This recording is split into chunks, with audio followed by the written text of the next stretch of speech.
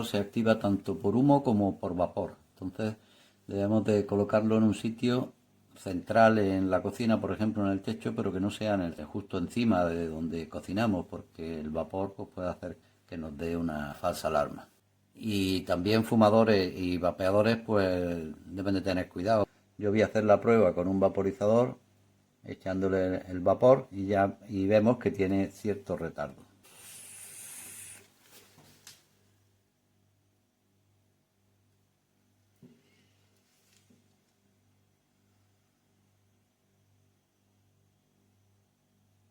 Tiene un retardo de varios segundos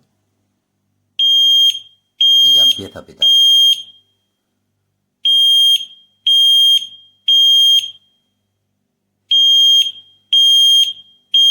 Son 85 decibelios, o sea que se oye bastante fuerte, y lo paramos simplemente pulsando.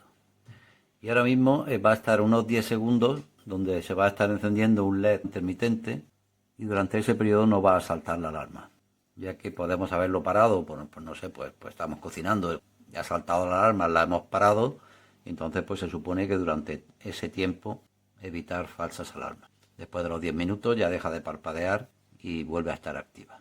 Un lot de 2 détecteurs de fumée garantie 10 ans. Ce qui est pas mal, c'est qu'ils sont de taille réduite.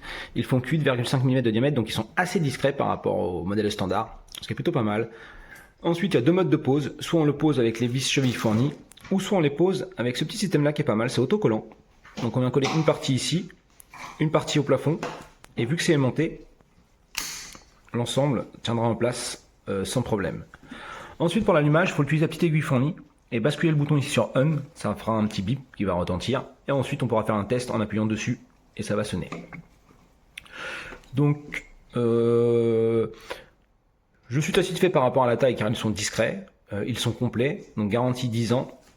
La pile qui est à l'intérieur n'est pas changeable, donc une fois que c'est en panne, c'est pour la poubelle, c'est le seul point négatif, ça aurait été bien d'avoir une pile qu'on puisse changer. Et ils sont plutôt élégants.